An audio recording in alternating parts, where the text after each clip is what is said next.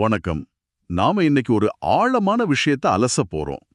உங்ககிட்ட இருந்து எங்களுக்கு கிடைச்சிருக்கிற ஆதாரம் அனுபவத்தின் அதிகாரமும் நல்லொழுக்கத்தின் சமநிலையும் என்ற தலைப்பில் ஒரு ஆன்மீக சொற்பொழிவு. இத படிக்கும்போதே எனக்கு ஒரு விஷயம் ரொம்ப தெளிவா புரிஞ்சுது.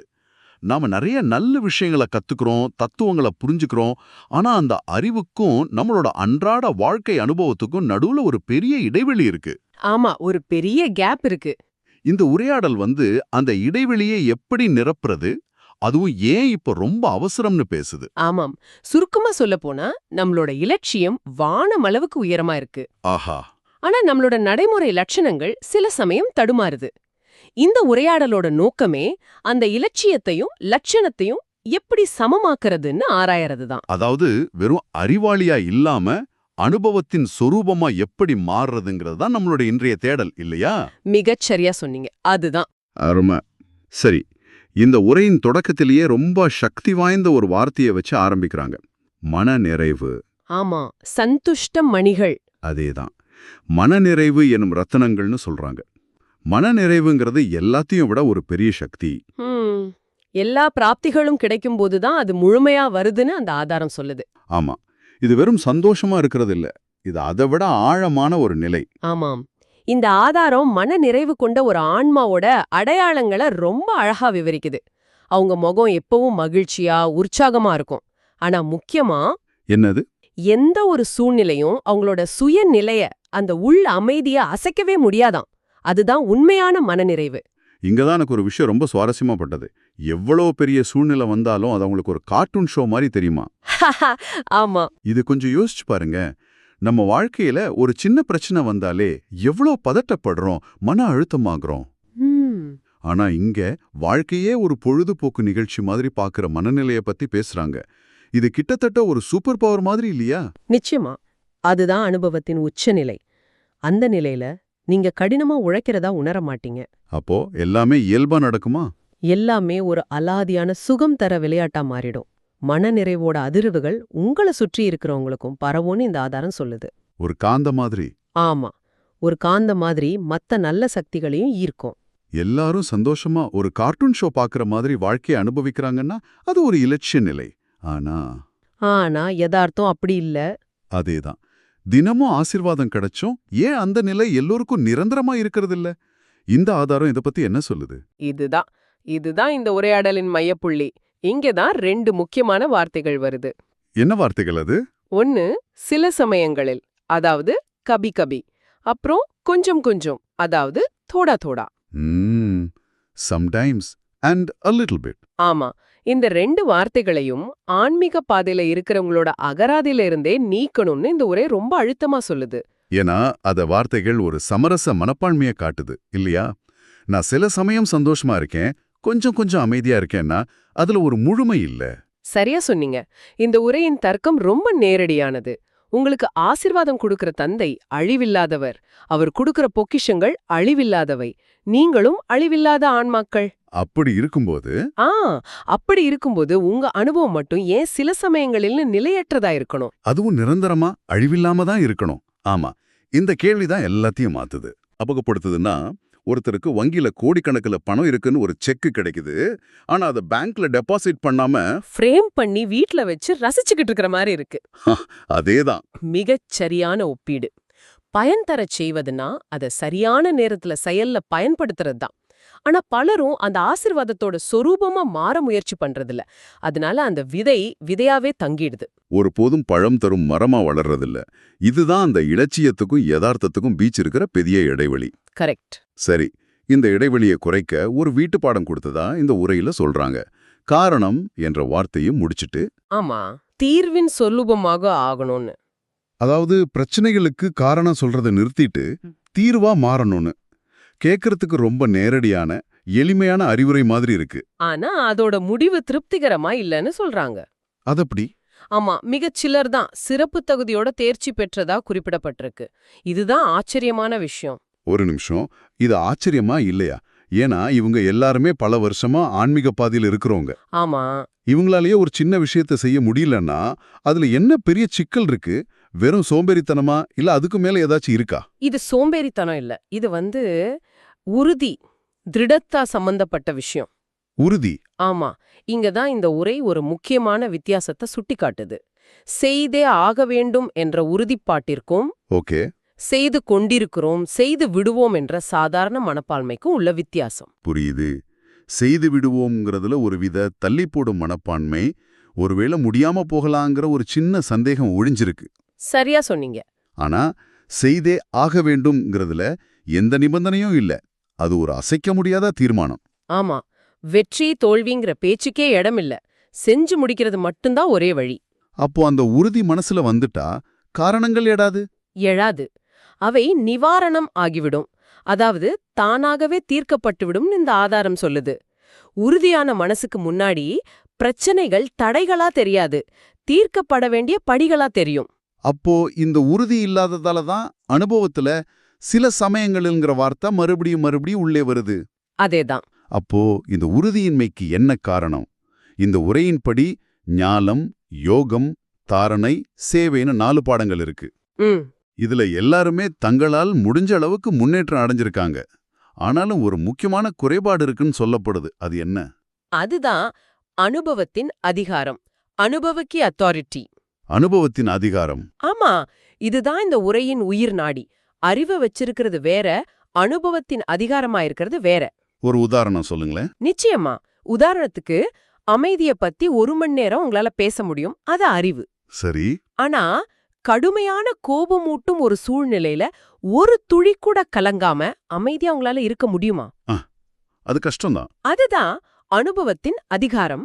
ஒரு நிமிஷம். இது கேட்கறதுக்கு நல்லா இருக்கு. ஆனா அனுபவத்தின் அதிகாரமா மாறுறதுக்கும் நிறைய பயிற்சி எடுக்கிறதுக்கும் என்ன பெரிய வித்தியாசம்? நம்ம வழக்கமா சொல்ற பிராக்டிஸ் மேக்ஸ் பெர்ஃபெக்ட்ங்கிறத ஒரு ஆன்மீக வார்த்தையில சொல்றாங்களா, இல்ல இதுக்கு இன்னும் ஆழமான அர்த்தம் இருக்கா? இது ஒரு மிக முக்கியமான கேள்வி. பிராக்டிஸ் மேக்ஸ் பெர்ஃபெக்ட்ங்கிறது ஒரு செயலை திரும்ப திரும்ப செஞ்சு அதுல திறமை பெறுறது. அது ஒரு செயல் சார்ந்த விஷயம். ஓகே. ஆனா அனுபவத்தின் அதிகாரம்ங்கிறது நீங்க அந்த குணத்தோட சுரூபமாவே மாறுறது. அது நிலை சார்ந்த விஷயம். சொரூபமாவே மாறுறதா? ஆமா, நீங்க பயிற்சி செஞ்சு அமைதியா நடிக்க வேண்டியதில்ல. நீங்களே அமைதியா இருப்பீங்க.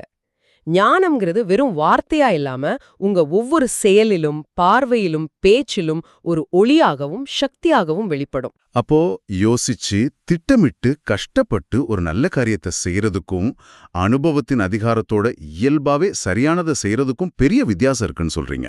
ஆமா, முதல் வகை கடின உழைப்பு. 2வது வகை இயல்பான வெளிப்பாடு. அதேதான். அனுபவத்தின் அதிகார இருக்கையில நீங்க அமர்ந்துட்டா வெற்றிங்கிறது ஒரு குணம் மாதிரி உங்களோட ஒட்டிடும். அத பத்தி தனியா சிந்திக்க வேண்டிய அவசியமே இருக்காது. ஆனா இப்போ என்ன நடக்குது? இப்போ என்ன நடக்குதுன்னா, மக்கள் சிந்திக்கிறாங்க, திட்டமிடுறாங்க, ஆனா அந்த அனுபவ ஸ்வரூபமா மாற தவறிடுறாங்க.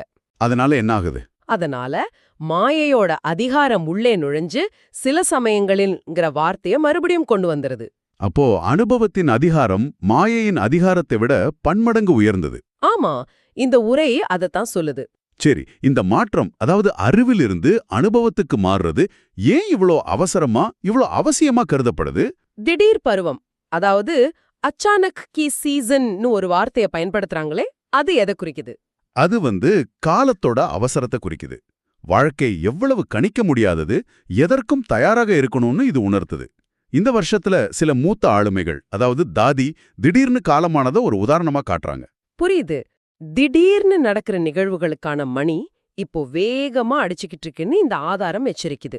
இனிமேல் கொஞ்ச நாள்ல சரி பண்ணிக்கலாம், மெதுவா மாறிக்கலாம்னு சொல்றதுக்கு நேரம் இல்ல.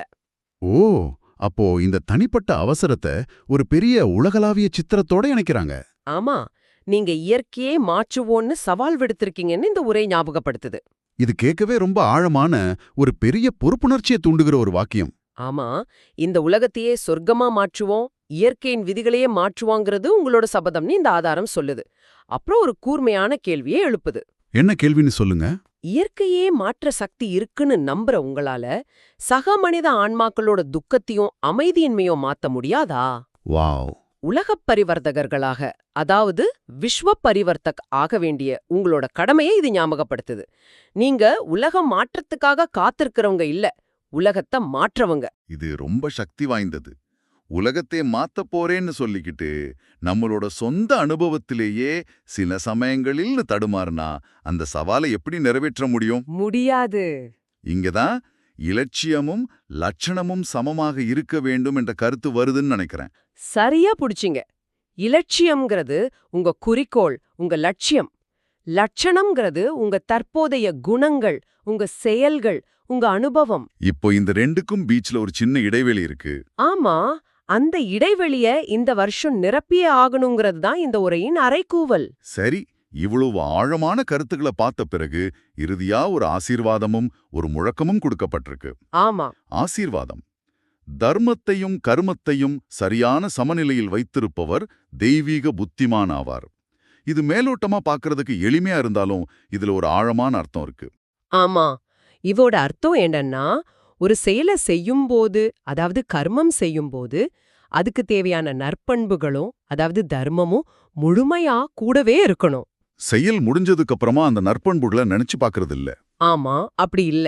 உதாரணமா, நீங்க யாருக்காவது சேவை செய்றீங்கன்னா, அந்த சேவையோட கருணை, அன்பு, பணிவு போன்ற குணங்களும் சேர்ந்து வெளிப்படணும். அப்போ சேவைய ஒரு வேலையா செஞ்சுட்டு அப்புறமா கருணை பத்தி நினைச்சா அதுல சமநிலை இல்ல.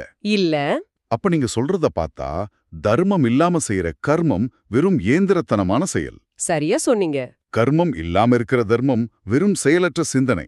ரெண்டும் இணையும் போதுதான் அதோட தாக்கம் பன்மடங்கு அதிகரிக்குது. அதுதான் தெய்வீக புத்திசாலித்தனம். அந்த சமநிலை தான் உங்க ஒவ்வொரு செயலையும் சாதாரண செயலிலிருந்து ஒரு தெய்வீக செயலாக மாற்றுது.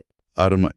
இரம் பந்தம் முழக்கம்: உங்கள் மனதையும் புத்தியையும் அனுபவம் என்ற இருக்கையில் அமர வையுங்கள், அப்போது நீங்கள் ஒருபோதும் கலக்கமடைய மாட்டீர்கள். ஆ, இது இந்த முழு உரையாடலோட சாராம்சத்தையும் ஒரே வரியில புதிச்சு வச்சிருக்கு. ஆமா. நம்ம மனசும் புத்தியும் பெரும்பாலும் எண்ணங்கள்லயும், தத்துவங்கள்லயும், கடந்த கால, எதிர்கால சிந்தனைகள்லயும் அலைஞ்சுகிட்டே இருக்கும். சரி. ஆனா எப்போ அத அனுபவம்ங்கிற ஸ்திரமான இருக்கையில உட்கார வைக்கிறோமோ, அப்போ வெளி உலகத்துல என்ன புயல் அடிச்சாலும் உள்ளுக்குள்ள ஒரு துளி கலக்கமும் இருக்காது. கலக்கம்ங்கிறது அனுபவம் இன்மையோட அடையாளம். அதேதான். அனுபவத்தின் அதிகாரம் ஸ்திரத்தன்மைய கொண்டு வருது. ரொம்ப ஆழமான ஒரு ஆய்வு. நாம மனநிறைவோட சக்தியில ஆரம்பிச்சு சில சமயங்களில்ங்கிற சவாலை தாண்டி அறிவுக்கும் அனுபவத்துக்கும் உள்ள இடைவெளியை எப்படி உறுதியால நிரப்பணும்னு பார்த்தோம். ம். அனுபவத்தின் அதிகாரம்தான் உண்மையான சக்தின்னு புரிஞ்சுக்கிட்டோம். இறுதியா தர்மத்தையும் கர்மத்தையும் சமநிலையில வச்சு நம்ம ஒவ்வொரு செயலையும் எப்படி அர்த்தமுள்ளதா மாத்தலாம்னு தெரிஞ்சுக்கிட்டோம். இந்த ஆய்வு உங்களுக்குள்ள ஒரு முக்கியமான சிந்தனையை தூண்டணும்னு நாங்க விரும்புறோம். ஆமா.